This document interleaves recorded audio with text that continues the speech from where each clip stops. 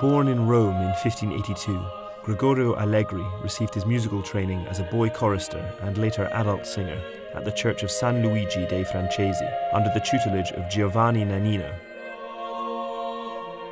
Following spells of employment as a singer and composer in Fermo and Tivoli, Allegri returned to Rome in 1628 to become Maestro di Cappella at the church of Santo Spirito in Sassia.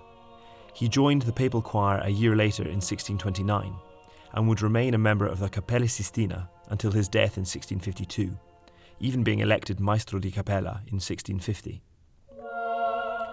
Although he composed extensively in many of the musical styles popular in Rome in the early 17th century, including both pyrotechnic a cappella works for double choir and smaller scale pieces with instrumental bass lines, Allegri is best known for his somewhat anachronistic Miserere.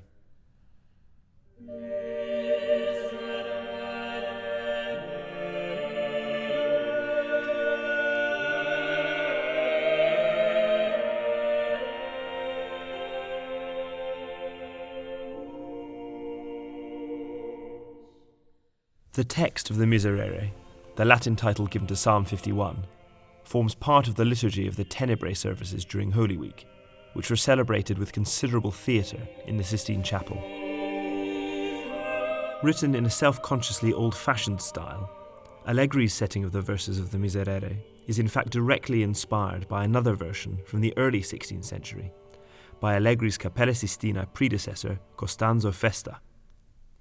Festa's Miserere seems to have established a Sistine Chapel tradition, as examples of Misereres by Francisco Guerrero, Palestrina, Anerio, Nannino and others also survive in the two manuscripts where both Festa and Allegri's music is preserved.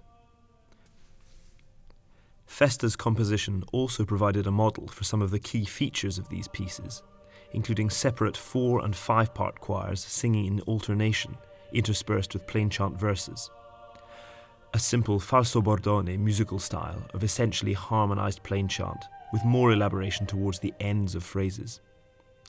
And the two choirs coming together for a 9-voice final verse, all of which appear in Allegri's work. Allegri's Miserere is a piece that's been inspiring audiences and performers for centuries. And so much so that it's even inspired its own mythology. After its creation, Pope Urban VIII issued a decree that it would be an offence of excommunication for anyone who copied it outside of the Sistine Chapel. And of course, then Mozart broke this embargo by copying it out as a 14-year-old precocious boy. And then that version being published by Burney, the English musicologist and Protestant, who obviously didn't care for the Pope's excommunication, in 1770. It's a lovely story, but none of it is true. There's no record of any decree by Pope Urban VIII in his 11-year reign about the music, and the idea that this piece was in any way kept secret is just not borne out by the evidence. It was performed twice in London before Burney's publication and even before Mozart copied it. So that's the myth. What's the reality? Well, the piece started out in a very different way. Allegri wrote his music in a very simple structure designed to be elaborated on by the Sistine Chapel Choir using set-piece ornaments that they already used for particular cadences. Then the music was slightly altered in the 18th century with a few more ornaments, and with the second tenor part in the 5-part choir becoming a second soprano, adding a bit more height and space to the music.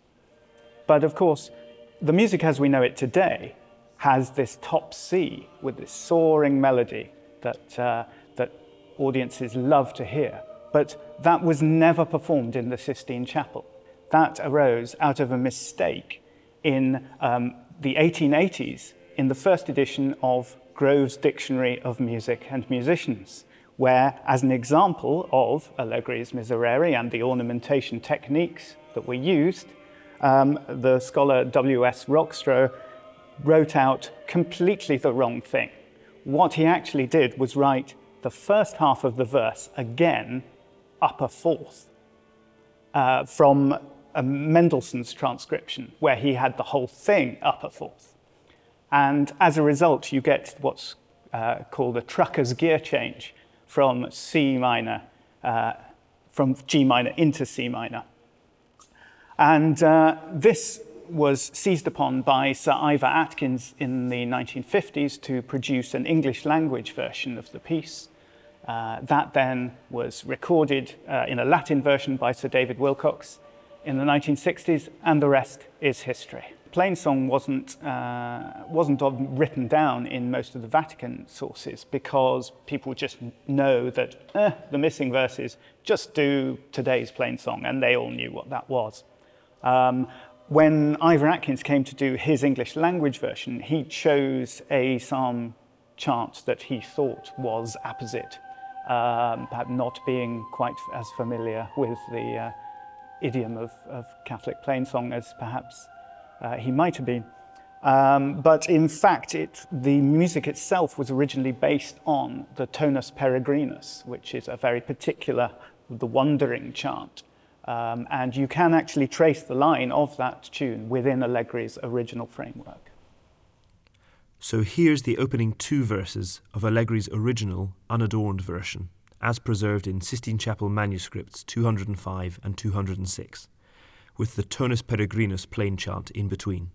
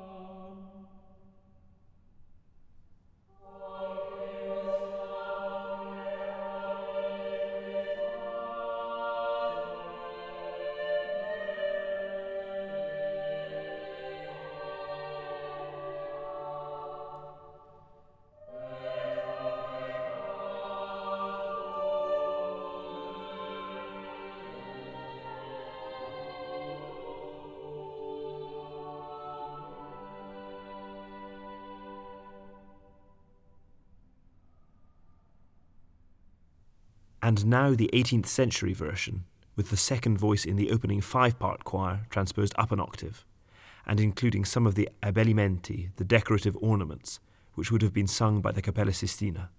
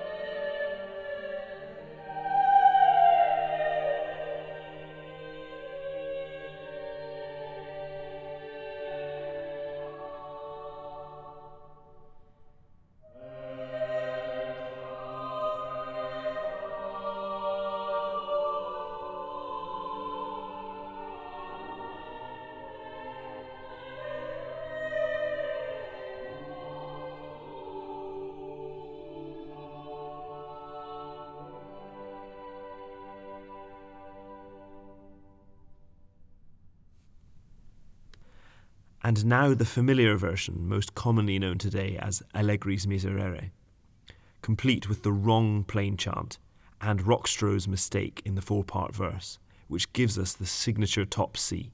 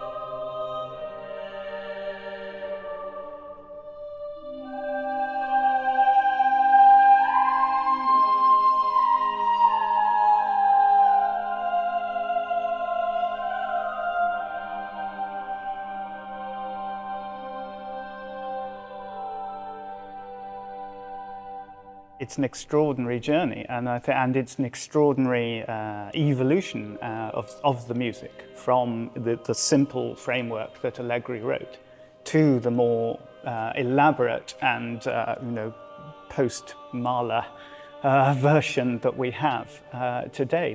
That audiences now, that's what they think of when they hear the words Allegri's Miserere. And it would be wrong for any sort of purists to deny them that, of course. But I think it's important to know how the piece has sort of evolved over time.